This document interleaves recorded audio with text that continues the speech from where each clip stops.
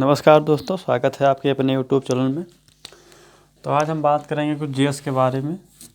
GS से ऐसे कुछ मुख्य क्वेश्चन लिए हैं, सभी को नहीं ले पाए हैं, बिल्कुल जो बहुत ही इम्पोर्टेंट लेवल का हमारे देखने से लगा कि कुछ इम्पोर्टेंट फैक्ट हैं, तो आज हम उसी को लेकर बात करेंगे। तो ये जो हमारा आज का टॉपिक है, यह है प्रमुख व्यक्तियों से संबद्ध स्थान, जो है कि इन व्यक्तियों का जो संबंध मतलब जो समाधि है इनकी बनी हुई है वो कहाँ कहाँ पे है। जैसे हमारे एक नंबर पर है राजघाट। राजघाट एक स्थान है।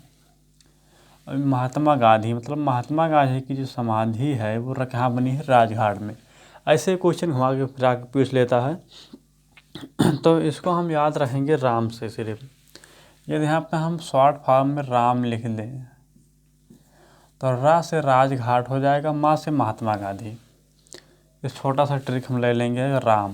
राम को आप सभी को पता है, तो यहाँ पर रा से हो जाएगा राजघाट और माँ से हो जाएगा महात्मा गांधी। तो ये बात आपको आ गया होगा कि राम मतलब राजघाट में महात्मा गांधी का समाधि स्थल है। तो ये स्थान है, मतलब इस समझ में आ गया। दूसरा है शांतिवन जवाहरलाल नेहरू। मतलब शांतिवन नामक स्थान पर जवाहरलाल नेहरू की समाधि है। तो शांतिवन को हम जस से याद रखें, यदि जस लिख दें, जस, तो जा से हो गया जवाहरलाल नेहरू। यहाँ पर जा है मतलब जा से हो गया जवाहरलाल नेहरू, और सा से तो शांतिवन हो गया। तो इस टाइप से याद रखेंगे। यहाँ पर जिसे लिख देते हैं, वहाँ पर साफ नहीं आ रहा होगा। तो जा से मतलब जवाहरलाल नेहरू का जो है समाधि स्थल है वो शांतिवन में है। फिर हमारा तीसरा है वीर भूमि। वीर भूमि में किसका है, राजीव गांधी का। राजीव गांधी को तो आप लोग जानते ही होंगे।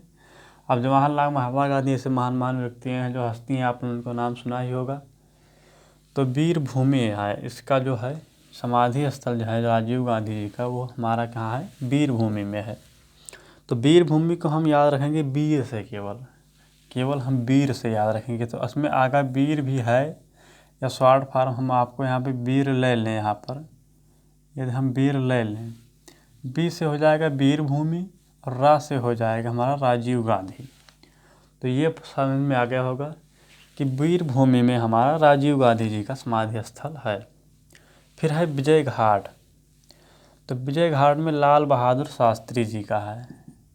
विजय घाट में लाल बहादुर शास्त्री जी का है, 4 नंबर पे हमारे हैं।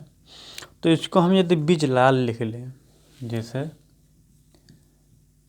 किसी को मान लीजिए बिजलाल जी हैं हमारे गांव में, ऐसे मान लीजिए हमारे गांव में एक बिजलाल थे, वो बहुत ही अच्छे व्यक्ति थे, ऐसे थे, वो ऐसे करते थे। तो इस टाइप का आप कहानी तरह की बना लीजिए आपको बिजलाल के ऊपर। तो बिज मतलब बिज से विजय घाट हो गया, और लाल से लाल बहादुर शास्त्री। तो बिजलाल से अब आपको ध्यान में रखना ही होगा कि जो बिजलाल हैं वो विजय मतलब विजय घाट का उनका समाधि स्थान है, और लाल से लाल बहादुर शास्त्री जी का है।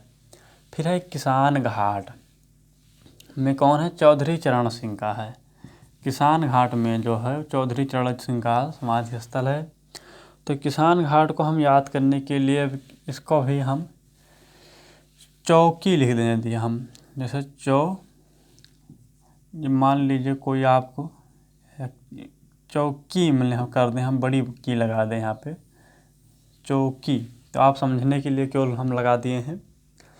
तो यहाँ पर चौकी मतलब चौ से हो गया चौधरी चरण सिंह जी, चौ से हो गए हमारे चौधरी चरण सिंह जी, और की से किसान घाट में, उसे किसान लोग भी धरना दे रखे हैं।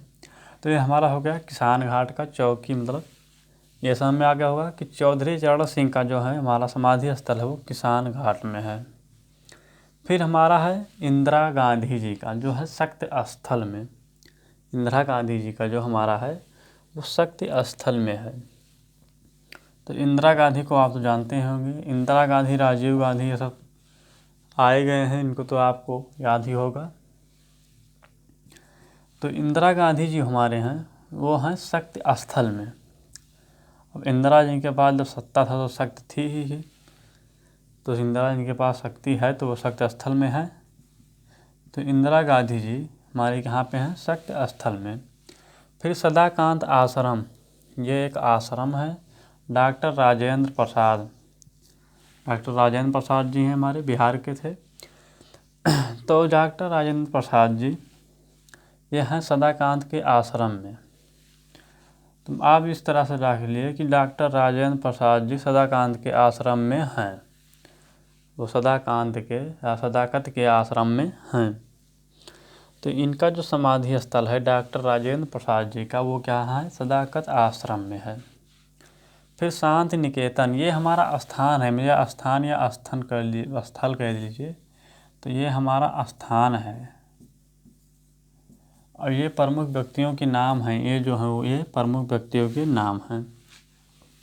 तो ये आपको ध्यान में रखना होगा। ये स्थान पूरा है, नाम तो आपको ऐसे ही आ रहा है देखने को। तो फिर हमारा क्या रहा है, डॉक्टर रविंद्रनाथ टैगोर का जो हमारा है वो शांति निकेतन का है। तो यहाँ पर हम या शांति या सर कह लें तो भी हो जाएगा, लेकिन यहाँ पर थोड़ा बड़ा हो जाता है, इसलिए शांति निकेतन। अब यहाँ पर ये बात ध्यान में रखना होगा कि जो शांति वन है और एक शांति निकेतन है।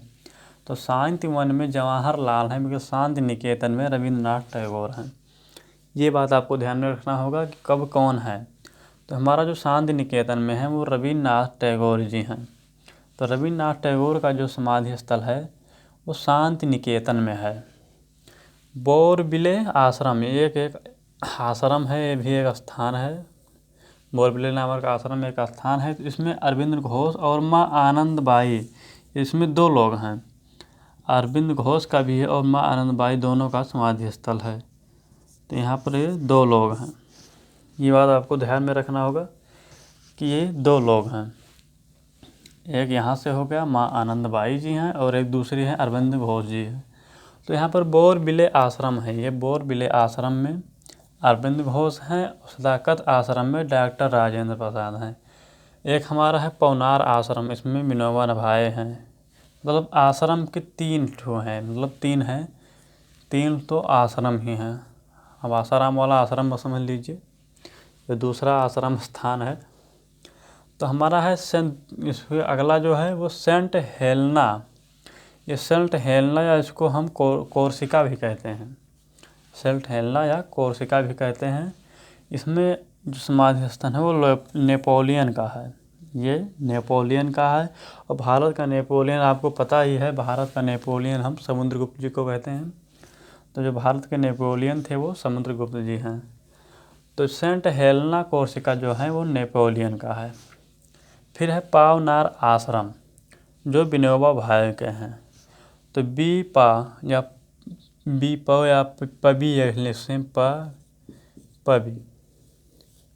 पबी लिख देना, मतलब पा से पावनार आश्रम जो है वो विनोबा भावे जी का है समाधि स्थल। तो विनोबा भावे जी का जो समाधि स्थल है वो पावनार आश्रम में है।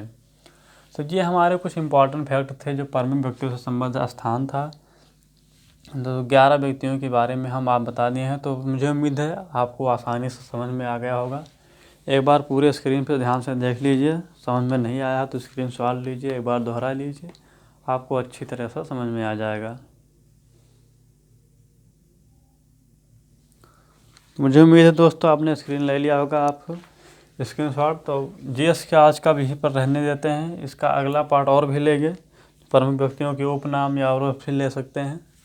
तो मिलते हैं फिर अगले वीडियो में। वीडियो पसंद आए तो लाइक शेयर सब्सक्राइब जरूर करें। धन्यवाद। आपका दिन शुभ हो।